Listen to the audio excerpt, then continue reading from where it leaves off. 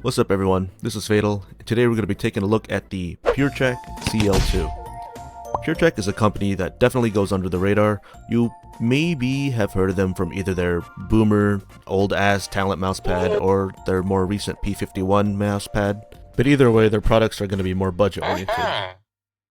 They actually happen to catch my eye because of all the boasting and slandering that they do on their Twitter account, so I wanted to check them out and see if they were the real deal. So, the CL2 is Puretrak's latest mousepad, and it's going to feature 3 different colorways: the Emperor Jade, the Lilac Dreams, and the Gone Bananas. The Lilac Dreams that I have here is a beautiful shade of purple. I would have liked to seen a plain black option here, but I guess I'm just emo. The CL2 is going to come in at 490mm by 420mm with a cotton surface and a rubber base.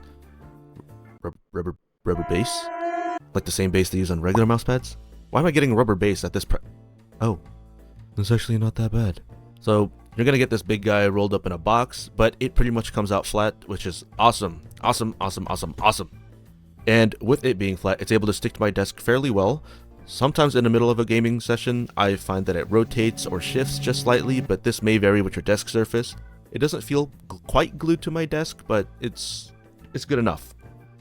Also, I'm just going to say, if you like soft pads, this is probably not for you. There's almost zero cushioning to this mousepad, and you could try to dig in for some more control, but there really isn't much to dig into.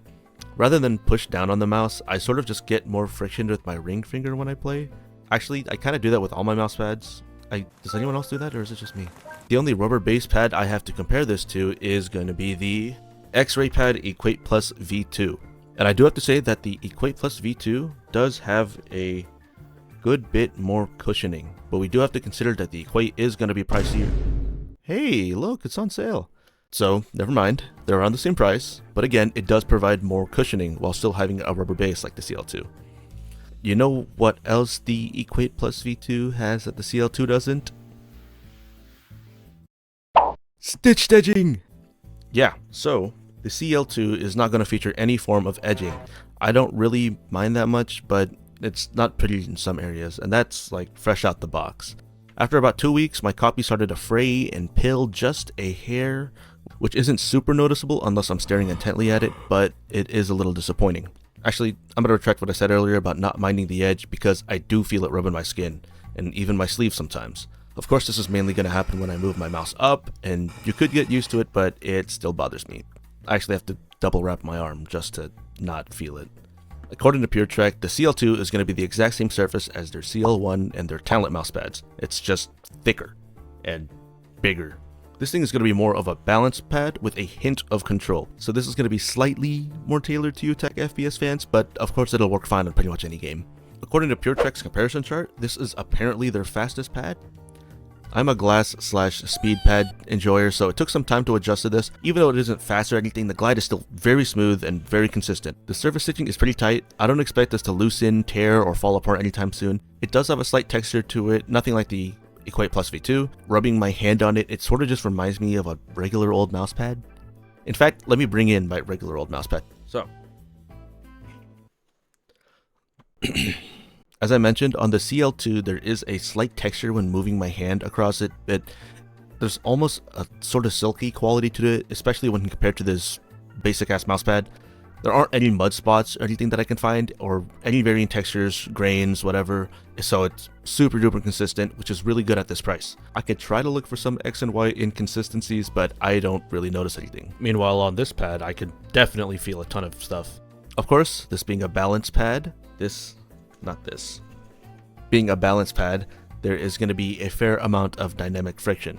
When I use any mice with big skates, this becomes a tad bit too slow for me. I opt for the smaller skates, which feels very smooth, but just adds that bit of speed that I'm looking for. One thing that I really do like about the surface though was the stopping power, or static friction, I think that's the word. It's just about the perfect amount that I need. I found that I was able to stop on a dime with this and do so very consistently. Even with my subpar aim, transitions from flicking to tracking felt very effortless. There's like almost no drag to this surface, so my aim would never get jittery. So for tech FPSs, I am loving it. If I'm not really feeling glass, or if I guess my glass pad is just out of commission, I'm probably going to be using this. There's not much else to really say about this surface. It's really solid. Very, very solid, in fact. I really do enjoy it. I wouldn't say it's anything like revolutionary, but it is an incredible surface, especially at this price. Overall, I'm probably going to give this thing like a 4. I'm mostly going to be docking at points for the lack of stitch edging and maybe the fact that I would have liked to see a little bit more cushioning. Don't get me wrong, the surface is killer. It just sucks that the edges aren't very durable. If Puretrak ever decided to release a version of this with stitch edging, for like maybe $5 more or something, I would happily buy it. This is an awesome budget pad. I think Puretrak deserves more recognition for this, as there aren't many budget pad options out there. I'd highly recommend it for anyone in the market for one, so definitely check this out. So that's pretty much it for this video, guys. If you liked it, please leave a like. Tell me what you had for dinner in the comments below, and I'll see you next time.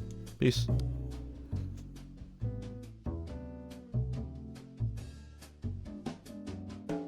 Dinner time.